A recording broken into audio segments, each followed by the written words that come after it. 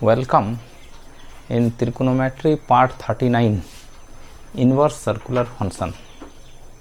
In the previous part we have discussed about inverse circular function, that is sin inverse x, cos inverse x, tan inverse x, cot inverse x, sec inverse x and cosec inverse x. Here we want to discuss something more related to inverse circular function. See, I am writing sin inverse 1 by 2. What does it mean? Sin inverse 1 by 2 indicate angles whose sine is 1 by 2. Sin inverse x means the angle whose sine is x. So sin inverse 1 by 2 means angle whose sine is 1 by 2. So what are the angle whose sine 1 by 2? Sine 30 degree 1 by 2, then 50 degree 1 by 2, then you go on adding here 2 pi, and 12 plus 1 13 pi, and so on. There may be infinitely many angle whose sine is 1 by 2. So sine inverse 1 by 2 equal to pi by 6, maybe 5 pi by 6, maybe 13 pi by 6 and so on. So you can say sine inverse 1 by 2 is a multi-valued. इसका एक नहीं कई values हैं. So inverse functions are multi valued. Inverse function जो है इसका बहुत सारा वैल्यूज हो सकता है. तो उसमें ये जो है ये pi by 6 is the numerically smallest, and this numerically smallest is called its principal value. ये जो numerically smallest है is called principal value of sin inverse 1 by 2.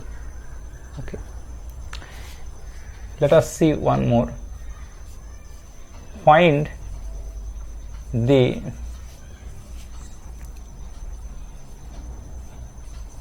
principal value of sin inverse minus 1 by 2. Let us take इसका principal value निकालिए. See, first of all we write let sin inverse minus 1 by 2 equal to theta. We have to find the numerically smallest value of theta, for which sin theta is minus 1 by 2. Okay, that is principal value. So if sin inverse minus 1 by 2 equal to theta, it means sin theta is minus 1 by 2. And if sin theta is minus 1 by 2, can you find the numerically smallest value of theta? It is same as in trigonometrical equation. Trigonometrical equation में जैसे किए थे वैसे same. Now you have to find the smallest value of theta, so that sin theta is minus 1 by 2. And for that उसके लिए हम लोग का क्या प्रोसेस था? sin theta equal to we take its magnitude. Okay, positive value इसका ले लिए, and from here we find a value of theta in the first quadrant.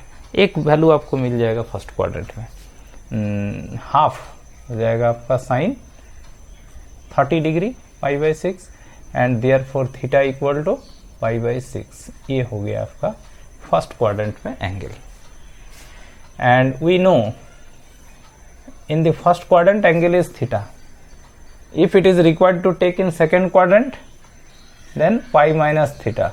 Third quadrant में लेना होगा तो pi plus theta, and in fourth quadrant 2 pi minus theta. This we have. Here sin theta is minus 1 by 2, means sin theta is negative, and we know sin theta is negative in third and fourth quadrant only. First quadrant sin theta is positive, second quadrant sin theta is positive, in third quadrant sin theta negative, in fourth quadrant sin theta negative. So you have to take the values of theta in third quadrant and fourth quadrant. Okay, so the angles are, अच्छा, how many values of theta will come? In between 0 and 360 2 values will come. बहुत सारे values आएंगे, लेकिन 0 और 360 के बीच में 2 मिलेगा, ठीक है। और उसमें से ही जो न्यूमेरिकली स्मॉलेस्ट होगा वही आपका प्रिंसिपल वैल्यू होगा। आगे वाला देखिए, 0 और 360 के बीच जो वैल्यूज आते हैं वही वैल्यू फिर से रिपीट होता है। 0 डिग्री और 360 के बीच में जो वैल्यू आए वही सब वैल्यू त्रिकोणोमेट्रिकल रेशियोज के लिए रिपीट होता रहता है। तो इसलिए 0 और 360 के बीच में 2 वैल्यू आएगा और दोनों वैल्यू निकाल लेंगे। दोनों में से जो न्यूमेरिकली स्मॉलेस्ट होगा वो आपका प्रिंसिपल वैल्यू होगा। तो as I discussed in trigonometrical equation, theta is your π/6, but since sin theta equal to -half, so angle will be in third quadrant, so angle are π plus theta। चूंकि ये angle third quadrant में होना है तो आपका value हो जाएगा π plus theta. और नेक्स्ट वाला क्या हो जाएगा, और एक 2π माइनस थीटा, या थर्ड में भी हो सकता है फोर्थ में भी हो सकता है ना, नेगेटिव है तो 2 वैल्यूज आना है, तो एक थर्ड में आएगा और एक फोर्थ में आएगा। फोर्थ में होगा 2π माइनस थीटा, ये हो जाएगा आपका एंगल्स। अब चूंकि हम बताए थे ना इसको भी कि अगर कोई एंगल थर्ड क्वाड्रेंट में है, मान लीजिए ऐसा है, तो ये वाला मेजरमेंट और ये वाला मेजरमेंट दोनों सेम होता है।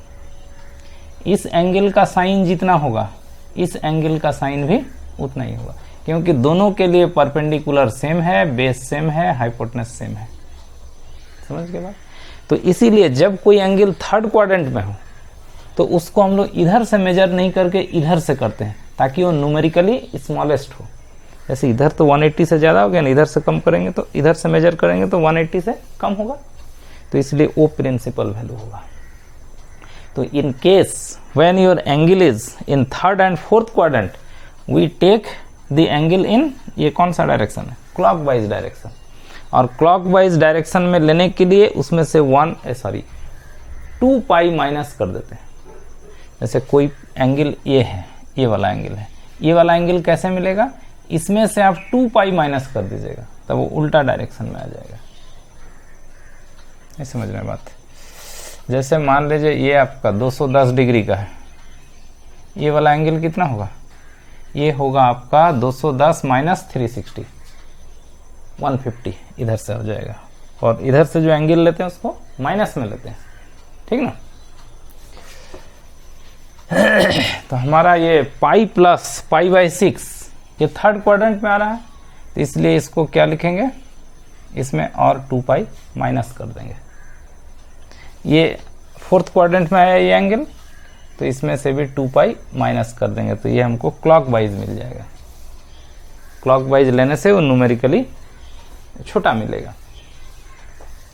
दैट इज, तो क्या क्या आएगा, इसको पहले जोड़ लीजिए, 6π plus π, 7π/6 minus 2π and 12π minus π, 11π, 11π/6 minus 2π. So it is 7π minus 12π minus 5π/6, and here it is 11π minus 12π minus π/6. ये दो एंगल आपको मिला उधर से क्लॉकवाइज, minus 5π/6 और minus 11π/6.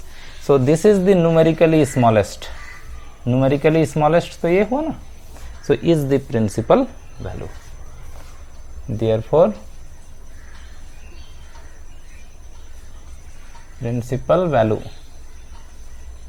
of this sin inverse minus 1/2 is minus π/6.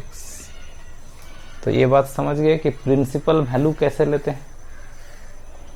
चाहे वो इनवर्स हो या त्रिकोणोमेट्रिकल इक्वेशन हो। त्रिकोणोमेट्रिकल इक्वेशन में भी सेम चीज़ हम लोग पढ़े थे, ये प्रिंसिपल वैल्यू लेना। अब जो सबसे खास है इस चैप्टर का, उसको आप बड़ा ध्यान से समझिए, इसको अभी डिस्कस करने वाले हैं। ये जो प्रिंसिपल वैल्यूज आता है इनवर्स फंक्शन का,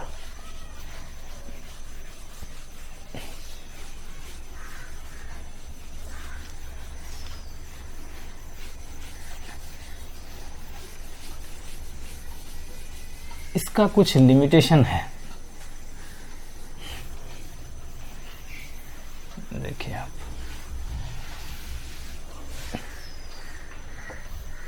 इसको एकदम याद रखना है। The principal values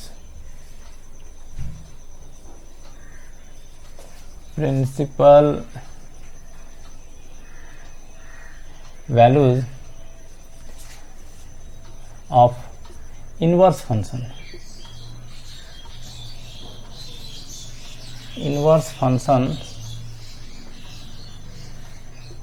inverse functions are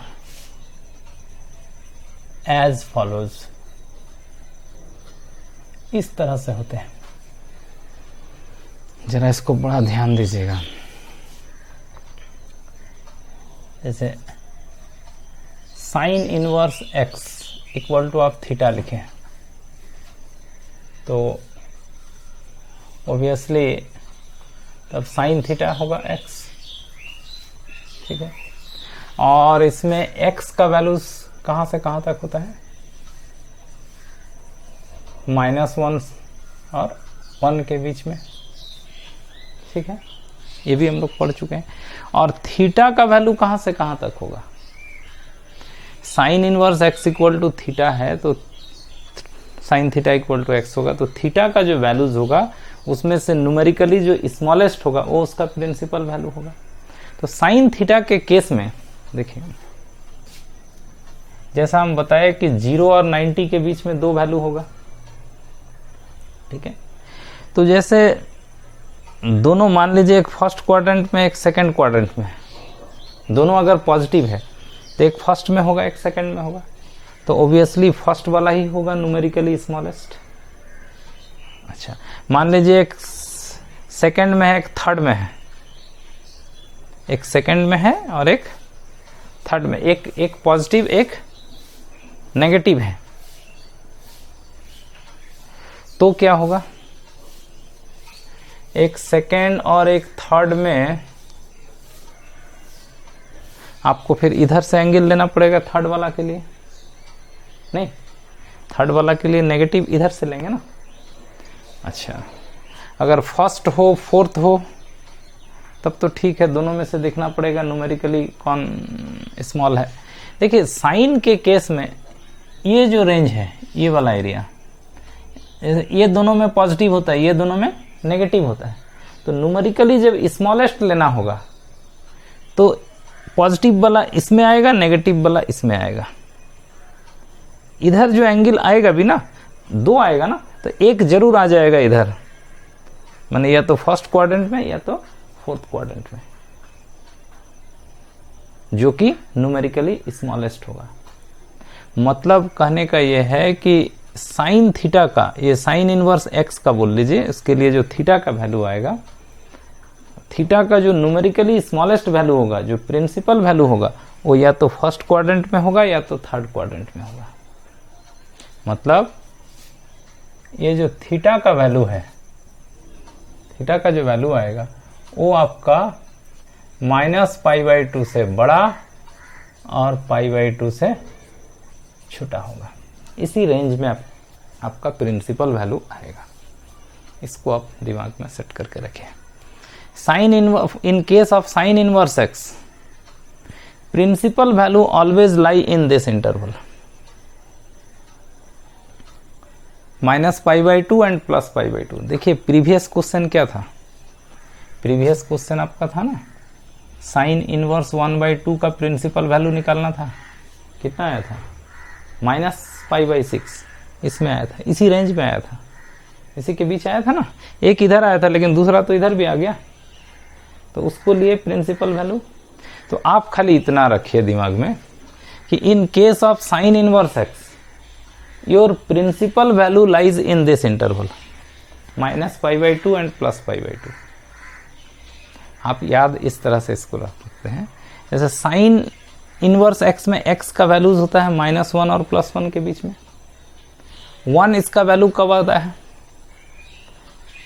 x जब 1 होगा तो sine inverse 1 means the angle whose sine is 1 π/2, and sine inverse -1 means the angle whose sine is -1, तो उसमें जो लोएस्ट होगा वो -π/2 होगा।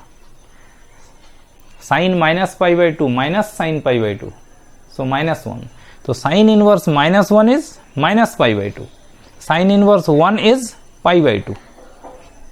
एक्स का वैल्यूज -1 से 1 तक है ना, तो ये थीटा का वैल्यूज -π/2 से +π/2 तक लेंगे।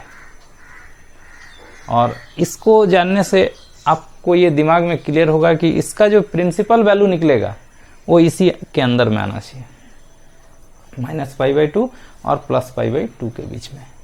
तो इसको बोला जाता है, माने ये प्रिंसिपल वैल्यू का रेंज है, इसको बोला जाता है रेंज, है ना, रेंज या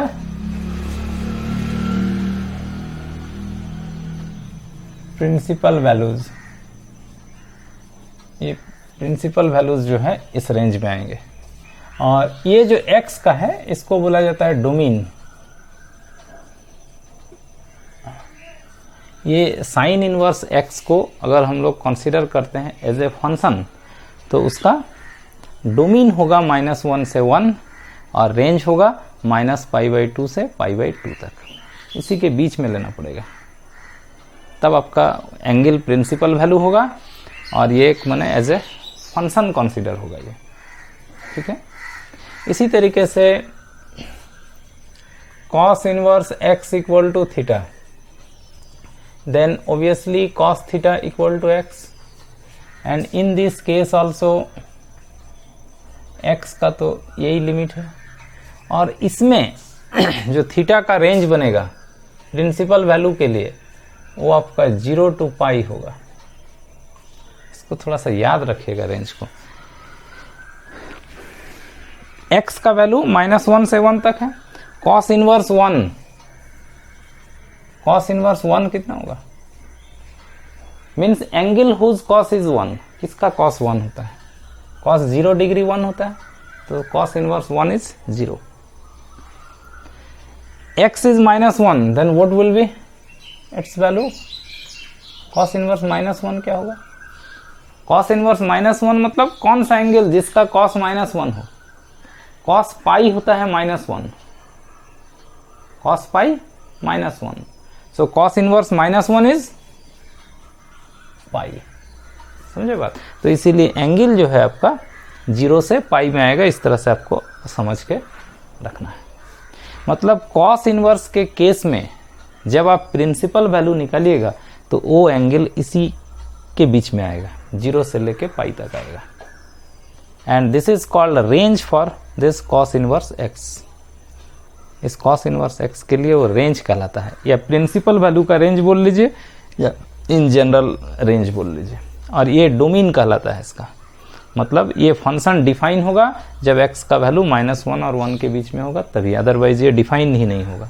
जैसे बताया था ना, cos इनवर्स 2 लिखते हैं तो उसका कोई मीनिंग नहीं होता है, और उसके लिए कॉरस्पॉन्डिंग थीटा का वैल्यू, ये रेंज आप याद रखिएगा, ये आपको आगे अभी बहुत काम आने वाला है।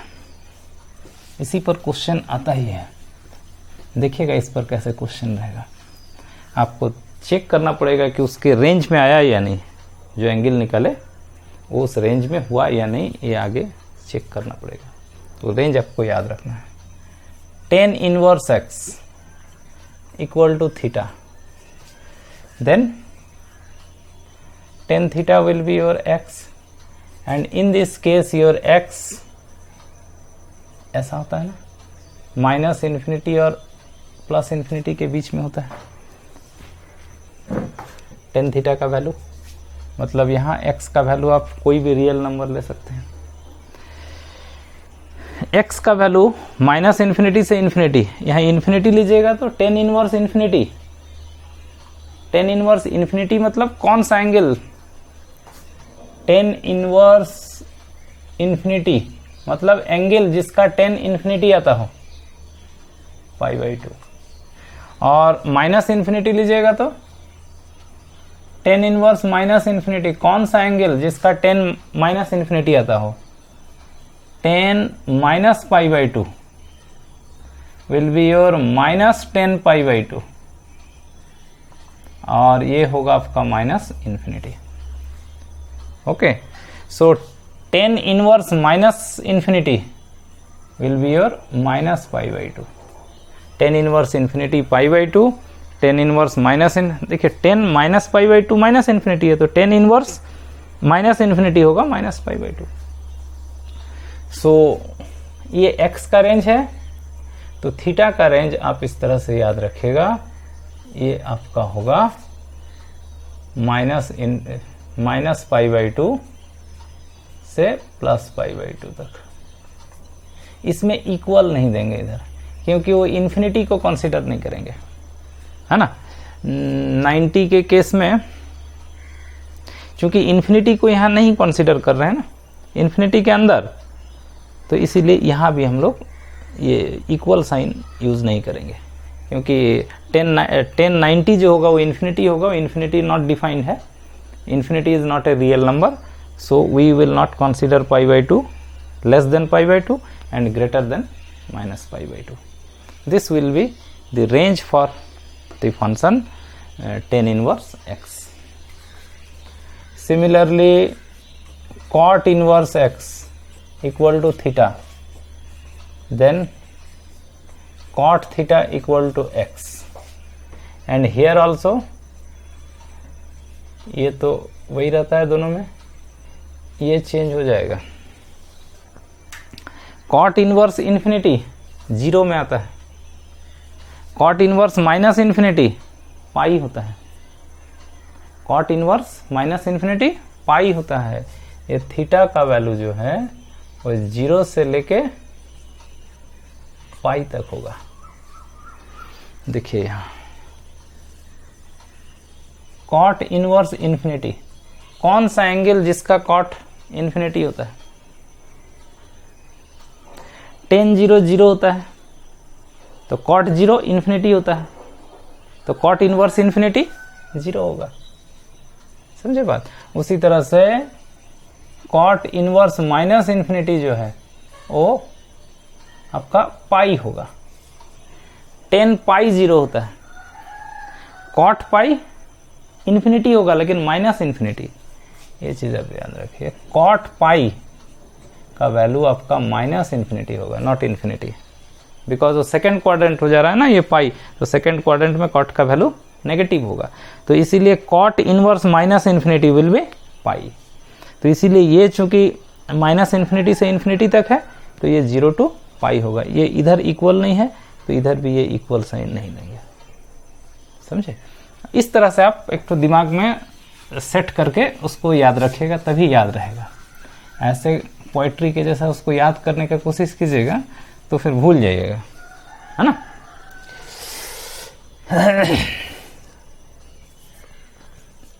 सेक इनवर्स एक्स, ये थीटा है ना, sec inverse X equal to theta, then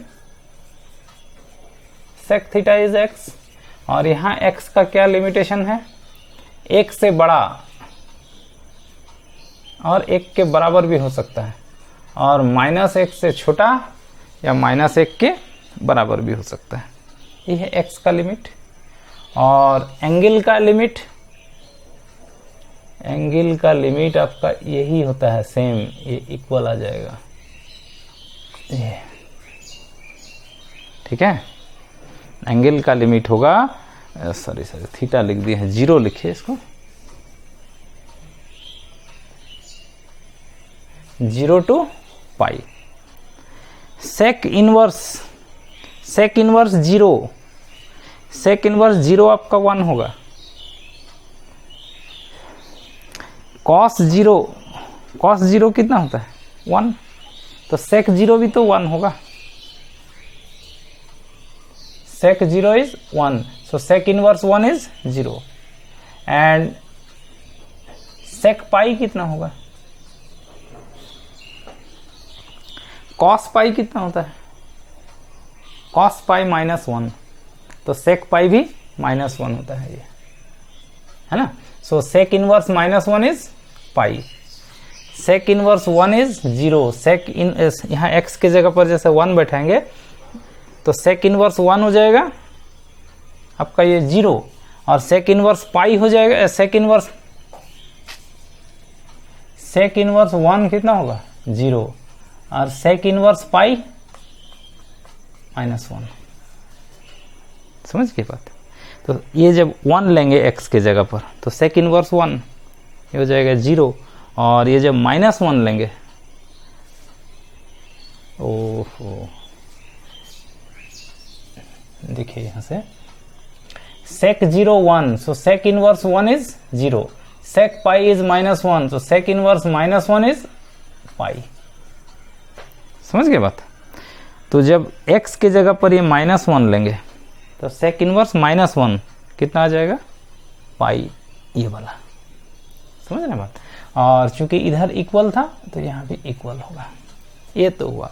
लेकिन sec के लिए एक और खास है,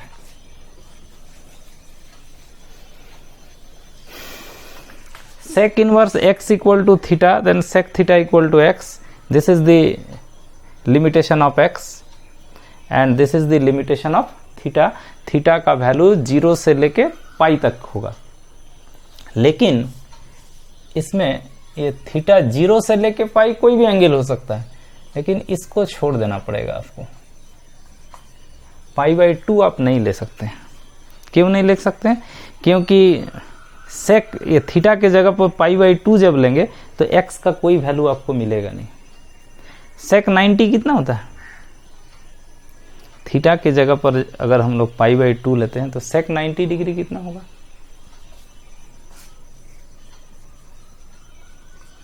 कॉस 90 कितना होता है? कॉस 0 1 होता है, कॉस 90 0 होता है। तो सेक 90 ये डिफाइन नहीं है यहाँ पर।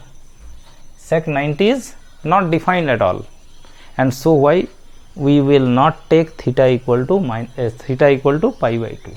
थीटा का वैल्यू 0 से पाई बाई 2 तक होगा, लेकिन बीच में खाली पाई बाई 2 को छोड़कर, क्योंकि पाई बाई 2 पर ये जब एंगल लेंगे तो x का कोई वैल्यू आएगा ही नहीं। x का वैल्यू तो आपको 1 से बड़ा और -1 से छोटा लेना है ना, ठीक है। 1 से बड़ा तो लेना है, वो इन्फिनिटी भी हो सकता है, लेकिन वो इन्फिनिटी कोई डिफाइंड नंबर नहीं है, ठीक है। एक कोई रियल नंबर तो नहीं आया ना। इन्फिनिटी तो ठीक है, इन्फिनिटी आएगा, एक सिंबल है, but this is not defined as a number. So at theta equal to pi by 2 we will means we will not consider theta equal to pi by 2, क्योंकि theta equal to pi by 2 पर ये sec का value जो है कोई definite real number नहीं आता है, वो नॉट डिफाइंड हो जाता है, इन्फिनिटी होता है, इसलिए उसको छोड़ देंगे, ठीक है। और cosec inverse x equal to theta, तो फिर cosec theta equal to x and here also limitation of x is same। और ये रेंज क्या होगा? देखिए आप, ये रेंज आपका होगा यहाँ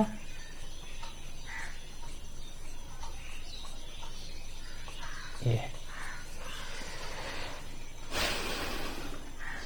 sec inverse 1 sorry cosec inverse 1 होगा पाई बाई 2, cosec इनवर्स -1 होगा माइनस पाई बाई 2।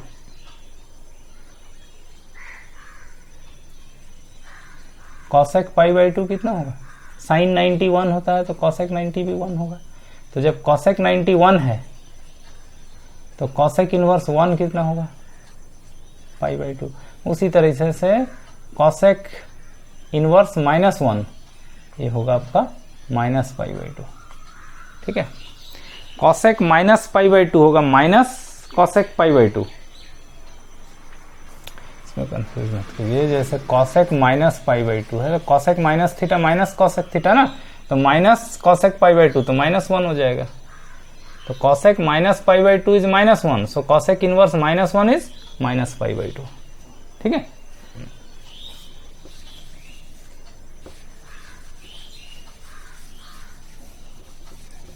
तो इसीलिए ये थीटा का लिमिटेशन यहां हो जाता है -π/2 से π/2 तक।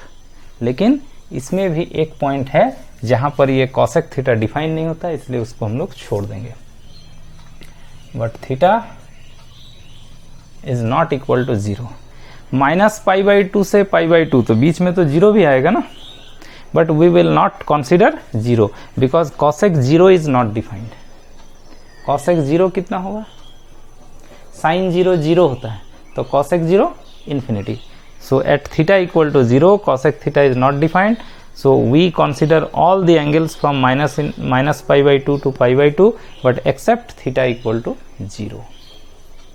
ठीक है, तो आपको याद रखना है कि for sine inverse x range is -π/2 to +π/2, cos inverse x range is 0 to π, tan inverse x range is -π/2 to +π/2, खाली इक्वल नहीं लेंगे बिकॉज वो 90 और -90 के केस में है ना डिफाइन नहीं होगा, ये इन्फिनिटी माइनस इन्फिनिटी आ जाएगा और उसको तो कंसिडर नहीं करते हैं, इसलिए ये सबको भी कंसिडर नहीं करेंगे, ये उससे लेस इससे ग्रेटर रहेगा।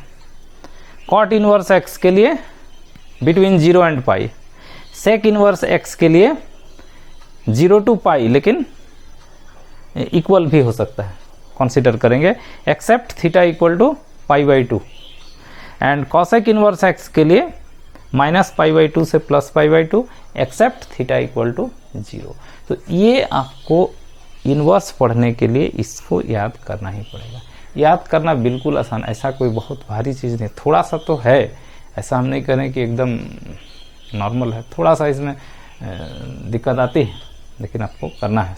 देखिए हम तरीका बता दे रहे हैं। साइन इनवर्स x का range -π/2 to +π/2, cosec inverse x का भी सेम है, खाली इसको याद रखें ना कि साइन इनवर्स x का होता है -π/2 टू +π/2, कॉसेक इनवर्स का भी सेम है, खाली 0 पर डिफाइन नहीं होता, उसको छोड़ देना है। कॉस इनवर्स x का 0 to π, सेक इनवर्स x का भी तो सेम होता है, साइन कॉसेक का सेम है, कॉस सेक का सेम है, खाली टेन का डिफर करता है। तो टेन में तो सिंपल है, इन्फिनिटी माइनस इन्फिनिटी है ना x का रेंज, तो 90 में इन्फिनिटी होता है, -90 में माइनस इन्फिनिटी होता है, तो ये -90 से +90 तक होगा। इसको देख के आप याद रखिए ना, 10 90 इन्फिनिटी, 10 -90 इज माइनस इन्फिनिटी, तो ये -π/2 से π/2 होता है, सिंपल। कॉट का खाली याद रखिएगा ठीक से, कॉट इनवर्स x का 0 to π, एक्चुअली कॉट 0 होता है इन्फिनिटी और कॉट पाई होता है माइनस इन्फिनिटी, इस तरह से आप याद रख लीजिएगा कि कॉट 0 इन्फिनिटी और cot pi minus infinity, X का वैल्यू माइनस इन्फिनिटी से इन्फिनिटी है, सो हम लोग यहाँ लेंगे 0 to π, क्योंकि कॉट 0 डिग्री इन्फिनिटी आएगा, कॉस पाई माइनस इन्फिनिटी आएगा। Sine cosec same, cos sec same, पहले 10 और कॉट का डिफरेंट है।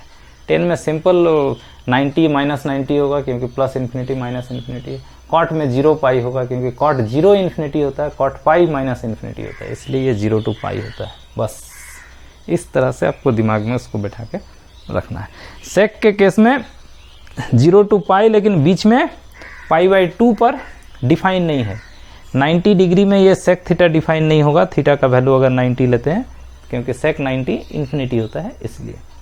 और कॉसेक के केस में वही है जो सेम, लेकिन इसमें 0 पर कॉसेक डिफाइन नहीं होता है क्योंकि cosec 0 is infinity, so we will not consider this theta equal to 0। So for the inverse function sine inverse x, cos inverse x, tan inverse x, cot inverse x, sec inverse x, cosec inverse x के लिए ये रहा आपका domain, यानी ये होने पर ही आपका फंक्शन डिफाइन होगा तो उसको डोमेन बोलते हैं। और थीटा का जो वैल्यू मिलेगा, sine inverse x equal to theta, theta का वैल्यू -1 से 1, तो उसके लिए जो करस्पॉन्डिंग थीटा मिलेगा वो थीटा इस रेंज में लेंगे और आपका जो प्रिंसिपल वैल्यू होगा इसी रेंज में आएगा। कॉस के लिए प्रिंसिपल वैल्यू जो होगा 0 और पाई के बीच में ही आएगा। टेन के लिए प्रिंसिपल वैल्यू इस रेंज में आएगा। कॉट के लिए प्रिंसिपल वैल्यू 0 और पाई के बीच में आएगा। सेक के लिए प्रिंसिपल वैल्यू 0 और पाई के बीच में आएगा, उसका जो रेंज है उसी के बीच में प्रिंसिपल वैल्यू होगा। और कॉसेक के लिए प्रिंसिपल वैल्यू -π/2 और π/2 के बीच में होगा। तो ये इसका डोमेन और रेंज आप ठीक से समझ के याद रखिए कि आखिर कैसे लिखा गया। ठीक है, तो ये वीडियो आपका इनवर्स फंक्शन का काफ़ी इम्पोर्टेंट है। ये आपका बड़ा ही फंडामेंटल चीज़ है। इसको बच्चा लोग बहुत कंफ्यूज थोड़ा करता है तो इसको छोड़ देता है। नहीं, उसको छोड़ना नहीं है, जो कंफ्यूजन जिसमें है उसी को तो ज़्यादा बढ़िया से करना है। तो I hope you have understand for the inverse function how to write domain, how to write range and what is principal value of a inverse function. Sine inverse -1/2 का एक प्रिंसिपल वैल्यू निकाल के आपको बताया ना, और वो इनवर्स वैल्यू वैसे ही निकलता है जैसे त्रिकोणोमेट्रिकल इक्वेशन में निकलता है। तो त्रिकोणोमेट्रिकल इक्वेशन में फिर 10 -√3 10 -1/√3 का निकाल दिए थे। तो उसी तरह से कोई भी हो प्रोसेस वही रहेगा, उस तरह से हम लोग प्रिंसिपल वैल्यू निकाल सकते हैं। तो I hope you have understand domain and range for this trigonometrical functions. So in this video this much. Go on watching inverse circular function.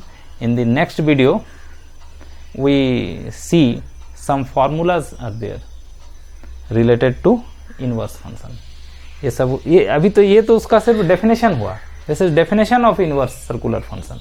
Now कुछ रिजल्ट्स है, फॉर्मूला है, फिर उसका कुछ सम्स है। Okay, thank you for watching.